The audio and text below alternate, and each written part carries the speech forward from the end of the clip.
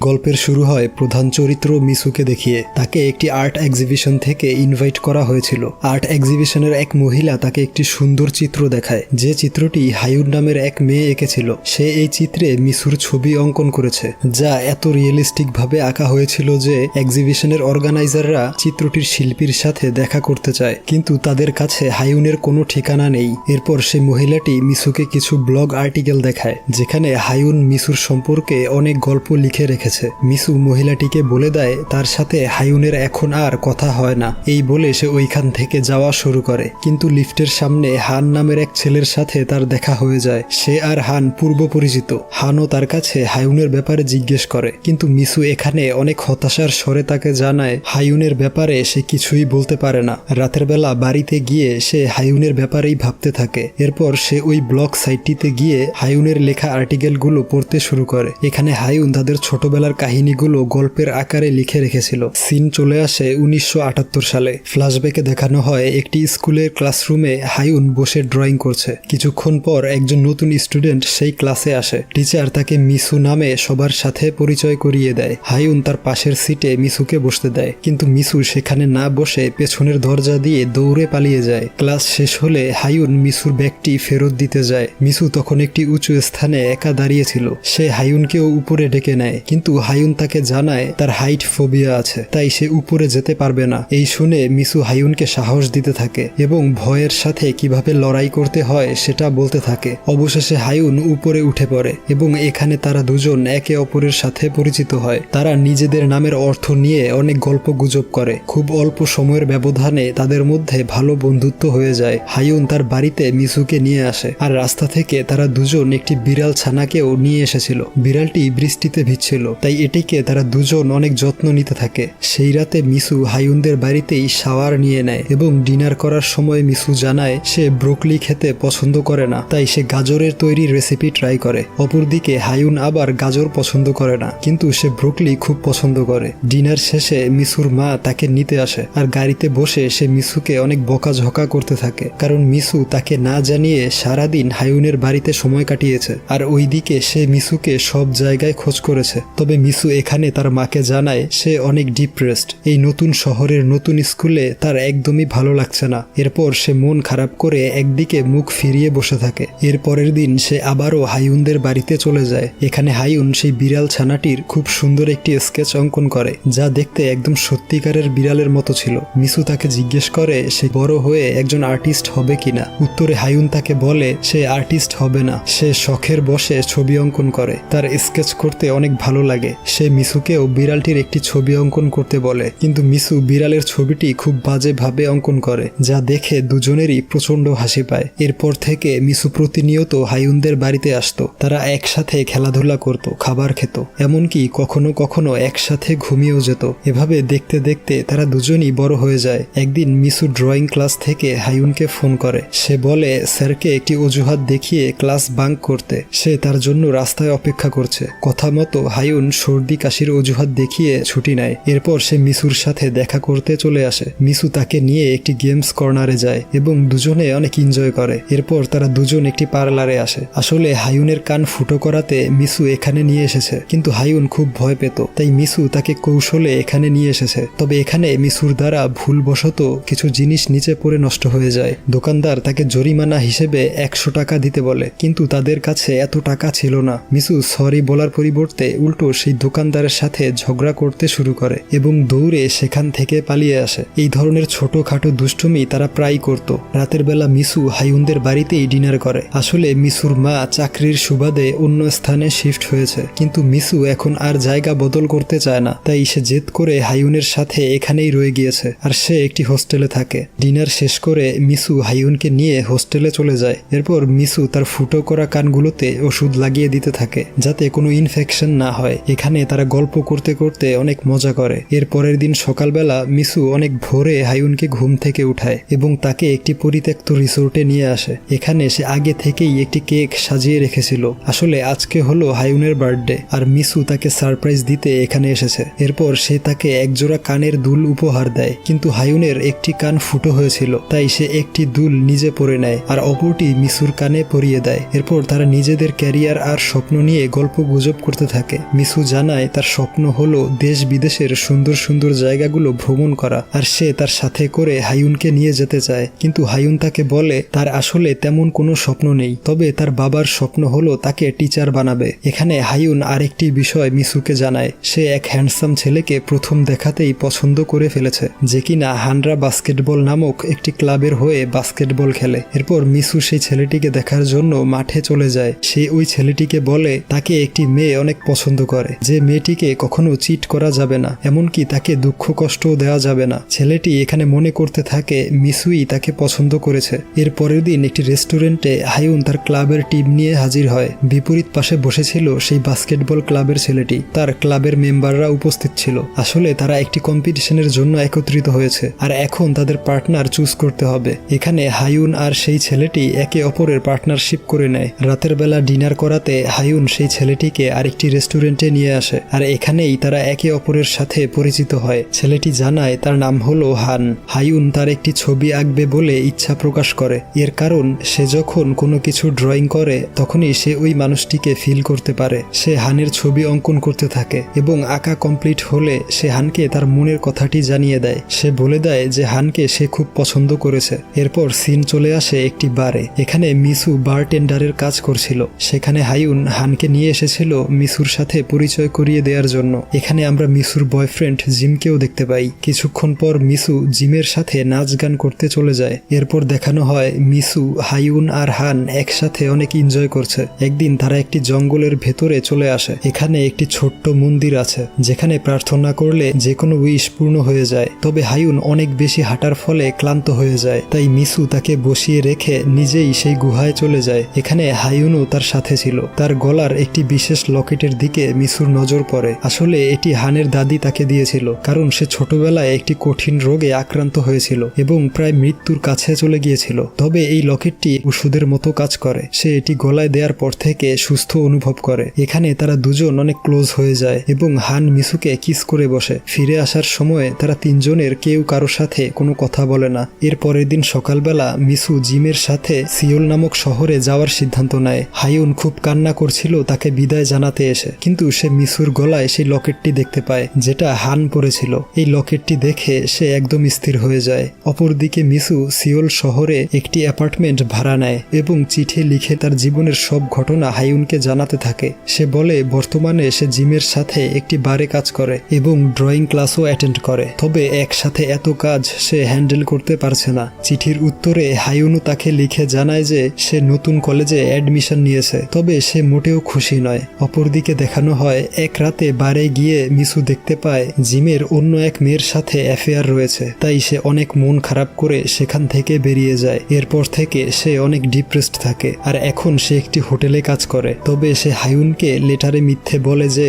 সে এখন মস্কো শহরে আছে এবং খুব শীঘ্রই ওয়ার্ল্ড ট্যুরে যাবে। এরপর দেখানো হয় একদিন হান এসে হাইউনকে বলছে তাকে হায়ার স্টাডিজ করার জন্য শহরের বাহিরে যেতে হবে। এই শুনে হাইউন অনেক মন খারাপ করে। সে তাকে যেতে দিতে চাইছিল না, কারণ এমনিতেই সে মিসুকে হারিয়ে একা হয়ে গিয়েছে। অপরদিকে মিসু নানান ধরনের ছোটখাটো কাজ করে তার জীবিকা নির্বাহ করছে। তবে সে প্রত্যেকবার চিঠিতে হাইউনকে মিথ্যে কথাই বলতো। সে আসলে হাইউনকে তার এই খারাপ পরিস্থিতির বিষয়ে বলে দুঃখ দিতে চাইছিল না। ওইদিকে আবার হান বিদায় নিয়ে অন্য শহরে চলে যায়, আর অপরদিকে মিসুর মা মৃত্যুবরণ করে, যে কারণে মিসু অনেক ডিপ্রেসড ছিল। হাইউন হানকে বিদায় জানিয়ে বাড়িতে এসে দেখতে পায় মিসু কয়েকদিনের জন্য এখানে থাকতে এসেছে। এতদিন পর মিলিত হয়ে তারা দুজন অনেক ইমোশনাল হয়ে যায় এবং একে অপরকে জড়িয়ে ধরে। সে যেসব জায়গায় ঘুরেছিল তার ছবিও সাথে করে নিয়ে এসেছিল হাইউনকে দেখানোর জন্য। তবে সে এগুলো দেখেই বুঝতে পারে মিসু তাকে মিথ্যে বলছে। সে আসলে কোনো ওয়ার্ল্ড ট্যুরে যায়নি। এরপর তারা দুজন বুসানের একটি অ্যামিউজমেন্ট পার্কে ঘুরতে যায়। এখানে তারা সারাদিন অনেক মজা করে। রাতের বেলা একটি হোটেলে গিয়ে হাইউন শুয়ে পড়ে। মিসু তখন টয়লেটে ছিল। হাইউন তার ব্যাগ ঘেটে সেই লকেটটি দেখতে পায় যেটা সে কোনো এক সময়ে হানের গলাতে দেখত। তবে সে এই ব্যাপারে মিসুর সাথে কোনো কথা বলে না। রাতের বেলা তারা দুজন একটি নামি দামি রেস্টুরেন্টে খাবার খেতে আসে, কিন্তু তাদের কাছে ড্রিঙ্কস কেনার টাকাই ছিল না। এখানে মিসু তার বুদ্ধি খাটায়। সে কয়েকজন অপরিচিত লোকদের বারটেন্ডারের স্কিল প্রদর্শন করে ইমপ্রেস করে এবং একটি ড্রিঙ্কসের বোতল ফ্রিতেই নিয়ে আসে। এই কাজটি আবার হাইউনের পছন্দ হয় না, কারণ অচেনা কোনো মানুষের কাছ থেকে এমন ফ্রিতে খাবার নেয়া মোটেও ভদ্রতার মধ্যে পড়ে না। তাই সে রাগ দেখিয়ে হোটেল হোটেলে চলে যায়। মিসু রাতের বেলাতেই হোটেলে গিয়ে তার জিনিসপত্র নিয়ে বের হয়ে যায়, কারণ সে এখন আর এখানে থাকবে না। এরপর সিন আরো কয়েক বছর সামনে চলে আসে। মিসু এখন আরেকটি ছেলের সাথে ডেট করে এবং তারা দুজনে মিলে একটি কোম্পানি স্টার্ট করেছে। মিসু তার ক্লায়েন্টদের সাথে একটি রেস্টুরেন্টে বসে কথা বলছিল, তবে এখন সে আর হায়ুনের সাথে যোগাযোগ করে না। মিটিং শেষে মিসু হানকে সেই রেস্টুরেন্টেই দেখতে পায়। এরপর তারা কথাবার্তা বলতে শুরু করে। এখানে হান তাকে জানায় সে আর হায়ুন কয়েকদিনের মধ্যেই বিয়ে করবে, তবে মিসু বলে সে আর তার নতুন বয়ফ্রেন্ড যে বিজনেসটি শুরু করেছে সেটার ফুল অ্যাপ্রুভাল পেয়ে গেলে তারা কানাডা চলে যাবে, তাই সে হায়ুনের বিয়েতে আসতে পারবে না। কিছুক্ষণ পর মিসু লক্ষ্য করে তার অফিসের দিকে বেশ কয়েকজন পুলিশ অফিসার যাওয়া শুরু করেছে, তাই সে দ্রুত সেখানে পৌঁছায় এবং দেখতে পায় তার বয়ফ্রেন্ড সুইসাইড করে নিয়েছে। আসলে তার বয়ফ্রেন্ড এই বিজনেস শুরু করতে অনেক বেশি টাকা ধার নিয়ে ফেলেছিল, যা সে পরিশোধ করতে না পেরে আত্মহত্যা করেছে। এখানে মিসু প্রচন্ড পরিমাণে ভেঙে পড়ে। অপরদিকে হায়ুন এত বছর পর মিসুর প্রোফাইল নেটে সার্চ করতে থাকে এবং সে প্রোফাইলটি পেয়েও যায়। কিছুক্ষণ পর সে হানের অ্যাপার্টমেন্টে আসে, কিন্তু এখানে সে দেখতে পায় হান মিসুকে নিয়ে আসছে। মিসু তখন মাতাল অবস্থায় ছিল। হান জানায় মিসু অনেক বেশি ড্রিঙ্কস করে নিয়েছে আর ডিপ্রেশনে যাতে কোনো ভুল সিদ্ধান্ত না নেয় সেই কারণেই সে তাকে এখানে নিয়ে এসেছে। ঘরের ভিতরে গিয়ে হায়ুন দেখতে পায় ঘরটির সব স্থানে মিসুর জামা কাপড় পরে আছে, যেগুলো দেখে সে ভাবতে থাকে হয়তো মিসু আর হানের মধ্যে শারীরিক সম্পর্ক আছে। তাই সে কান্না করতে করতে মিসুকে এই ব্যাপারে জিজ্ঞেস করে। উত্তরে মিসু জানায় সে যা ভাবছে তেমনটা নয়, তার সাথে হানের কোনো সম্পর্ক নেই। এখানে হায়ুন অঝরে কান্না করছিল এবং বলছিল যে মিসুর এই পৃথিবীতে ভালোবাসার কোনো মানুষ নেই, সবাই শুধু মিসুকে ব্যবহার করে। কিন্তু শুধুমাত্র হায়ুন তাকে নিঃস্বার্থভাবে ভালোবেসেছে এবং সেই তার প্রকৃত বন্ধু। তাদের মধ্যকার ঝগড়া সম্পূর্ণ একটি ভুল বোঝাবুঝি। ফ্ল্যাশব্যাকে দেখানো হয় কেন মিসু ওই লকেটটি হানের কাছ থেকে নিয়েছিল। আসলে সেদিন গুহার ভেতরে হান মিসুকে কিস করতে চাইলেও সে তাকে কিস করতে দেয়নি এবং রাগারাগি করে সেখান থেকে বের হয়ে এসেছিল। আর সেই বিশেষ লকেটটি নেয়ার কারণ হলো সে দীর্ঘদিন বাঁচতে চায়। এর কারণ হায়ুন তাকে একবার বলেছিল তাকে 100 বছর বাঁচতে হবে। এমনকি সে এটাও বলেছিল যে চাইলে মিসু তার আয়ুর অংশ নিয়ে নিতে পারে। গল্প এখান থেকে প্রেজেন্টে চলে আসে। আমরা মিসুকে একটি বাচ্চা মেয়ের সাথে দেখতে পাই, হয়তো মিসু কাউকে বিয়ে করে নিয়েছে। অন্যদিকে হান এখন একজন বিখ্যাত ডাক্তার। এরপর সিন আবারও ফ্ল্যাশব্যাকে চলে যায়। দেখানো হয় হান হায়ুনকে একটি রিং দিয়ে বিয়ের জন্য রাজি করাচ্ছে। হায়ুন তার প্রপোজালে রাজি হয় এবং এরপর থেকে তারা একসাথে কিছুদিন থাকার সিদ্ধান্ত নেয়। একদিন হান এসে হায়ুনকে বলে যে তাকে আবারও সিওল শহরে যেতে হবে তার পড়ালেখা কন্টিনিউ করার জন্য। হায়ুন তাকে জিজ্ঞেস করে সে সিওল শহরেই কেন পড়ালেখা করতে যেতে চায়, এত উদ্গ্রীব কেন সে। এই প্রশ্নের উত্তরে হান বলে তার স্বপ্ন হলো সে একদিন অনেক বড় একজন ডক্টর হবে, আর সেটা তখনই সম্ভব যখন সে বড় শহরে গিয়ে পড়াশোনা করবে। হায়ুন জানায় তার আরো একটি স্বপ্ন আছে, তবে সেটা কখনোই টিচার হওয়া ছিল না। টিচার হওয়ার স্বপ্ন দেখতো তার বাবা। আসলে হায়ুনের ইচ্ছা ছিল সে একদিন অনেক বিখ্যাত চিত্রকার হবে। বর্তমানে সে একটি স্কুলে টিচার হিসেবে জব করে, কিন্তু সে সিদ্ধান্ত নিয়েছে তার এই চাকরিটি বাদ দিয়ে সে আবারও চিত্র আঁকার ক্যারিয়ারে ফোকাস করবে। তবে হান তার এমন সিদ্ধান্ত শুনে ভিন্ন মত পোষণ করে। তার মতে ড্রয়িং নিয়ে ফোকাস করে কেউ আজ পর্যন্ত ক্যারিয়ার গড়তে পারেনি। সে হায়ুনকে পরামর্শ দেয় টিচারের চাকরিটাই তার জন্য পারফেক্ট। সিন চেঞ্জ হলে দেখানো হয় হানের সাথে হায়ুনের বিয়ে হচ্ছে। প্রি ওয়েডিং ফটোশুটের সময়ে হায়ুনের মাথায় নানান ধরনের প্রশ্ন ঘুরপাক খাচ্ছিল। সে এখন কোন ক্যারিয়ারটিকে চুজ করবে সেটাই বুঝতে পারছিল না। সে কি হানের কথা শুনে টিচার হয়ে সারা জীবন দুঃখী থাকবে, নাকি নিজের ইচ্ছে পূরণ করে সুখী হবে? এই দুটি অপশনের মধ্যে যে কোনো একটি তার বাছাই করতে হবে। এসব ভাবতে ভাবতে সে অনেকটাই টেনশনে পড়ে গিয়েছিল। অবশেষে সে সিদ্ধান্ত নেয় সে তার মনের কথা শুনবে এবং ড্রয়িং এর ক্যারিয়ারে ফোকাস করবে। হান রুমে গিয়ে দেখে হায়ুন সেখানে নেই। সে বিয়ে না করেই পালিয়ে গিয়েছে। তার এমন সিদ্ধান্তে তার বাবা অনেক রাগান্বিত হয়, কিন্তু তার মা তাকে অনেক সাপোর্ট করে। সে বলে নিজের মনের ইচ্ছা শোনার চেয়ে বড় সিদ্ধান্ত আর হতেই পারে না। সে যা করেছে তা সম্পূর্ণ সঠিক। সে এটাও বলে হায়ুনের নিজের লাইফে সে যা মন চায় সেটাই করতে পারে। একেই স্বাধীনতা বলা হয়। হায়ুন তার মায়ের এমন কথা শুনে অনেক আনন্দিত হয়। এরপর দিন হায়ুন সিওল শহরে যাওয়ার জন্য প্রথমবার ফ্লাইটে ওঠে এবং সেখানে পৌঁছে সেই রুমটিকেই ভাড়া নেয় যেখানে কোনো এক সময়ে মিসু থাকতো। এরপর সে নিজেই মিসুর সাথে দেখা করতে যায়। সে এখন তার কলিগদের সাথে একটি ফ্ল্যাটে থাকে। সে হায়ুনকে দেখে অনেক খুশি হয়। এরপর তাকে ফ্ল্যাটে নিয়ে যায়। একদিন হায়ুন সিদ্ধান্ত নেয় সে ওয়ার্ল্ড ট্যুরে বের হবে, কারণ সে বিভিন্ন স্থানের এক্সপিরিয়েন্স নিয়ে তার ড্রয়িং এর হাত আরো নিখুঁত করতে চাইছিল। এর কারণে সে মিসুর কাছ থেকে বিদায় নেয়। তবে যাওয়ার আগে মিসু তাকে একজোড়া কানের দুল গিফট করে, আর হায়ুন আবারও একটি কানের দুল তার এক কানে পরে অপরটি মিসুকে পরিয়ে দেয়। এরপর সে ওয়ার্ল্ড ট্যুরে বেরিয়ে পড়ে। তবে সে যে স্থানেই থাকুক না কেন মিসুকে সব সময় একটি করে লেটার সেন্ড করত। হায়ুন তাকে বলে, মনে হয় আমরা আমাদের লাইফ এক্সচেঞ্জ করে নিয়েছি। ওয়ার্ল্ড ট্যুরের স্বপ্ন ছিল তোমার, আর ওয়ার্ল্ড ট্যুরে বের হয়েছি আমি। সিন এখানে চেঞ্জ হয়ে বর্তমানে চলে আসে। আমরা দেখি হান আবারও মিসুর অফিসে এসে হায়ুনের ব্যাপারে জিজ্ঞেস করছে, কিন্তু মিসু স্পষ্ট ভাষায় জানিয়ে দেয় হায়ুন কোথায় সেটা সে বলতে পারে না। ঠিক সেই মুহূর্তেই তার ফোনে হায়ুন নামের একটি কল আসে। তবে এই কলটি আসলে তার মেয়ের ছিল, যার নাম সে হায়ুন রেখেছিল। এরপর সে হানকে সব বলতে শুরু করে। সিন আবারও ফ্ল্যাশব্যাকে যায়। আসলে হায়ুন ওয়ার্ল্ড ট্যুর থেকে ফিরে আসার পর প্রেগনেন্ট ছিল এবং মিসু তখন তাকে ফ্ল্যাটে নিয়ে গিয়েছিল। এরপর তাকে জিজ্ঞেস করা হয় এই বাচ্চার সম্পর্কে হান জানে কিনা, কিন্তু হায়ুন বলেছিল সে হানকে এখনো জানায়নি। এর কারণ সে তার বাচ্চাকে নিজেই লালন পালন করতে চায়। রাতের বেলা বেডে শুয়ে মিসু তাকে বলে তারা দুজন মিলেই এই বাচ্চার দেখাশোনা করবে। এখানে হায়ুন একটি বিষয় রিভিল করে। আসলে সেদিন গুহাতে যখন হান মিসুকে কিস করেছিল তখন সে ওইখানেই উপস্থিত ছিল এবং দূর থেকে সব দেখেছিল। আর সে জানতো মিসুর এই ঘটনায় কোনো দোষ নেই, তবুও কেন জানি মনে মনে সে তাকে হিংসে করা শুরু করেছিল। এবং মিসু যখন সিওল শহরের জন্য যাচ্ছিল তখন সে কান্না করলেও ভেতরে ভেতরে আসলে সে খুশি ছিল। তবে বর্তমানে হায়ুন বুঝতে পেরেছে তার জীবনে মিসুর গুরুত্ব কত বেশি এবং সে মিসুর কাছে ক্ষমাও চেয়ে নেয়। মিসু বলে এসব কথা এখন অতীত, আমি এগুলো ভুলে গিয়েছি, তুমিও ভুলে যাও।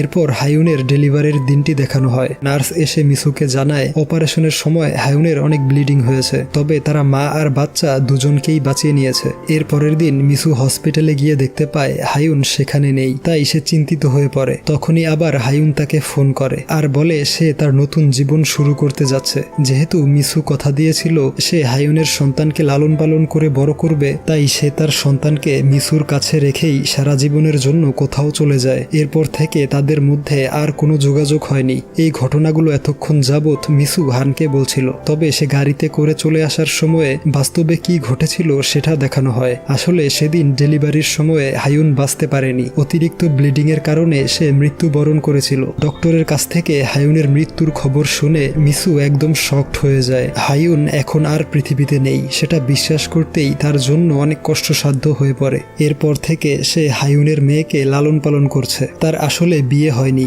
হায়ুন নামের যে মেয়েটিকে এই পর্যন্ত আমরা দেখেছি সেই হলো মিসুর বান্ধবী হায়ুনের মেয়ে। মিসু হসপিটালের রেজিস্টার ফাইল সাইন করতে গিয়ে অনেক ইমোশনাল হয়ে পড়ে, কারণ হায়ুনের মৃত্যুর সময় তার বয়স ছিল মাত্র 27 বছর। এরপর সে হায়ুনের বাড়িতে গিয়ে জিনিসপত্র গোছানোর সময় তার দেয়া সেই কানের দুলগুলো দেখতে পায়, যেগুলো দেখে সে আরো বেশি আবেগী হয়ে যায় এবং অঝরে কান্না করতে থাকে। রাতের বেলা সে হায়ুনের মায়ের কাছে মৃত্যুর খবরটি পৌঁছে দেয়। সে মিসুকে বলে সিওল শহরে থাকাকালীন হায়ুন একটি অ্যাপার্টমেন্ট ভাড়া নিয়েছিল, সেখানে তার কিছু গুরুত্বপূর্ণ জিনিস থাকতে পারে, তাই মিসুর উচিত সেগুলো গিয়ে নিয়ে আসা। এর পরের দিন মিসু সেই অ্যাপার্টমেন্টটিকে খুঁজে বের করে আর দেখতে পায় হায়ুন তার অ্যাপার্টমেন্টেই বসবাস করেছিল। এখানে সে তার সেই চিত্রটি দেখতে পায় যেটা হায়ুন অর্ধেক এঁকে রেখেছিল। তাই মিসু সেই ড্রয়িংটি নিজেই কমপ্লিট করে এবং হায়ুনের নামে আর্ট এক্সিবিশনে পাঠিয়ে দেয়। আর ব্লগ আর্টিকেলগুলো আসলে হায়ুন নয়, বরং মিসুই লিখে যাচ্ছিল।